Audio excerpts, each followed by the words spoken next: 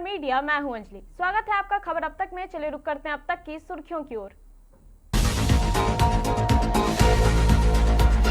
समरसत्ता का संदेश लेकर निकलेगी कलश यात्रा, बाबूलाल मरांडी ने किया अभियान का ऐलान।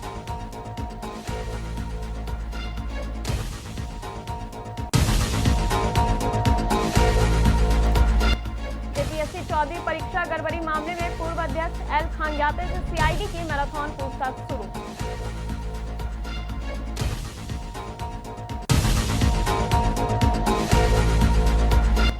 धनबाद में ईडी का मेगा एक्शन, अवैध कोयला खनन मामले में अनिल गोयल, रोहित यादव समेत 25 ठिकानों पर रेड।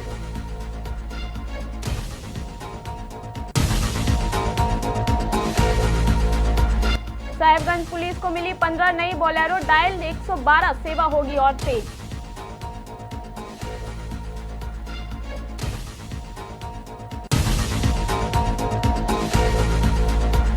बाबा वैद्यनाथ धाम की राह हुई आसान, हजारीबाग को मिली श्रावणी मेला ट्रेन स्पेशल।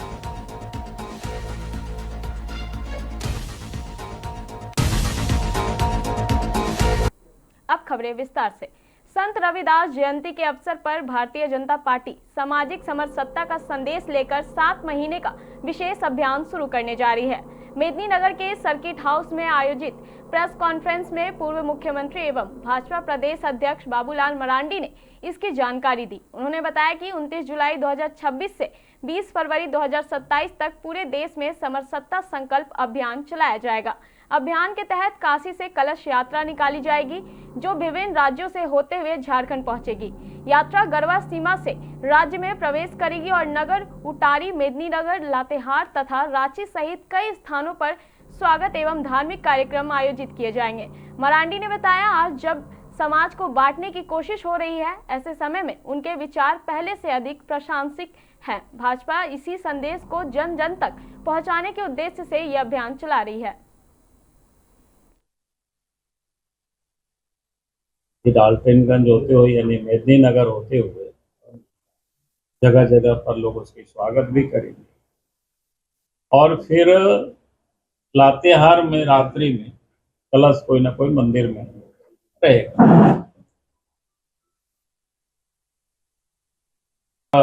31 तारीख को फिर वहां से रांची प्रस्थान करेगी और रांची के मंदिर में फिर रहेगी और उसके बाद पूरे प्रदेश से हमारे कार्यकर्ता एकत्रित होंगे और फिर सभी जिलों में ये यात्रा।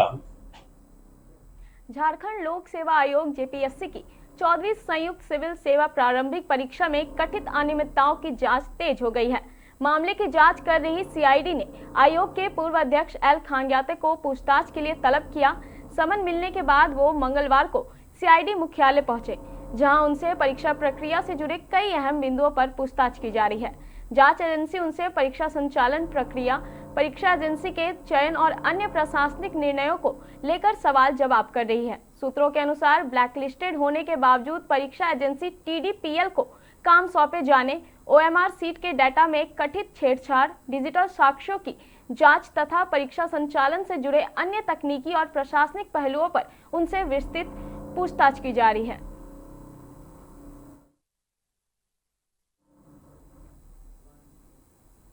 धनबाद से बड़ी कार्रवाई की खबर सामने आई है। अवैध कोयला खनन और परिवहन के खिलाफ ईडी ने जिले में बड़े स्तर पर छापेमारी अभियान शुरू किया है। ईडी की 25 अलग अलग टीमें एक साथ जिले के विभिन्न इलाकों में पहुंचकर कुल 25 ठिकानों पर तलाशी अभियान चला रही है। ईडी की कार्रवाई कोयला कारोबार से जुड़े एलबी सिंह, अनिल गोयल, गणेश यादव, पप्पू मंडल, अनूप चौहान, हरेंद्र चौहान, पूर्व विधानसभा प्रत्याशी रोहित यादव तथा उनके सहयोगी के ठिकानों पर की जा रही है। अधिकारियों ने सभी स्थानों पर दस्तावेजों, वित्तीय लेन देन और अन्य महत्वपूर्ण साक्ष्यों के गहन जांच शुरू कर दी है। फिलहाल सभी स्थानों पर ईडी की कार्रवाई जारी है और जांच पूरी होने के बाद कई अहम खुलासे होने की संभावना जताई जा रही है।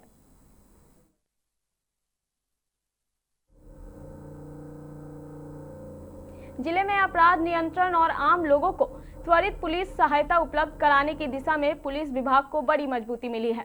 पुलिस मुख्यालय की ओर से डायल 112 आपातकालीन सेवा के लिए 15 नई बोलेरो वाहन साहिबगंज जिले को उपलब्ध कराए गए हैं। सभी वाहन पुलिस लाइन पहुंच गए हैं, जिन्हें जल्द ही जिले के विभिन्न थाना क्षेत्रों में तैनात किया जाएगा। एसपी ने कहा कि वाहनों की संख्या बढ़ने से पुलिस का रेस्पॉन्स टाइम बेहतर होगा और किसी भी आपात स्थिति में पुलिस टीम पहले से अधिक तेजी से घटनास्थल पर पहुंच सकेगी।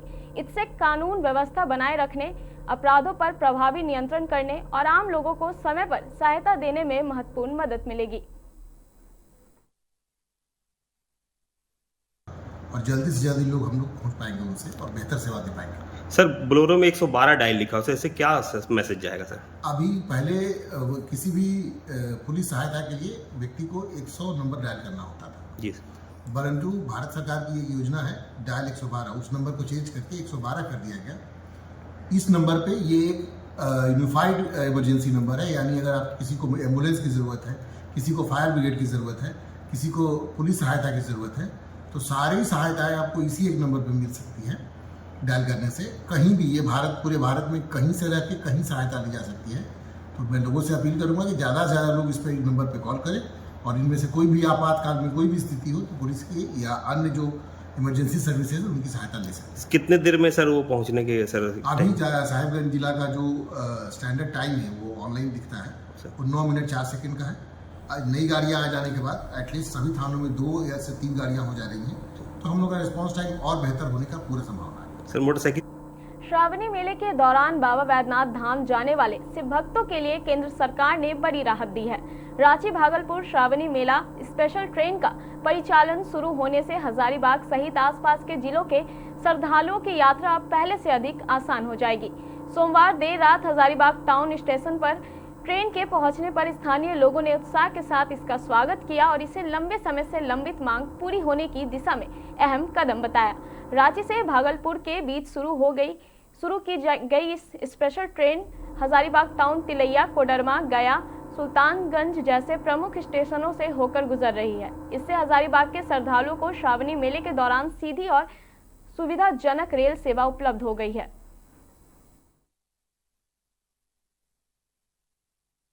स्पेशल चल रहा है। रांची से 2 दिन तक भागलपुर जाएगी और भागलपुर से 2 दिन से रांची तक अपने गंतव्य स्थान तक जाएगी। ये रांची से होते हुए बरकाकाना, उसके बाद हजारीबाग, कोडरमा, तिलैया और उसके बाद फिर आपको देवघर होते हुए अपने गंतव्य स्थान तक जाएंगे। ये बड़ी खुशी की बात है हजारीबाग वासियों के लिए कि इतने हम लोग हजारीबाग वासियों ने ये करके दिखाया कि यहाँ पे श्रावणी स्पेशल मिला है। और माननीय अश्विनी वैष्णव जी रेल मंत्री जी को मैं सहृदय बहुत बहुत धन्यवाद करूँगी। इतनी आराम है कि रात में इत्मीनान से सो करके जाइए, सवेरे जल उठाइए और चल दीजिए।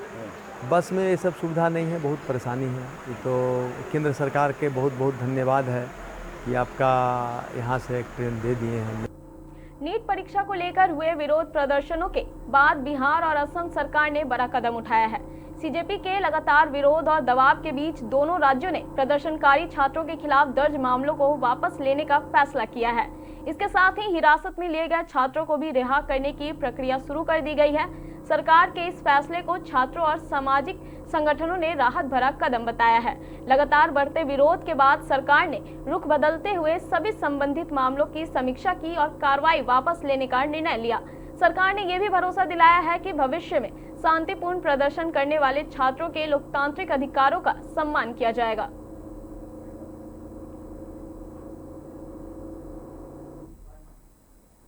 फिलहाल इस खबर में इतना ही। असीम तमाम खबरों के लिए बने रहे मिरर मीडिया के साथ।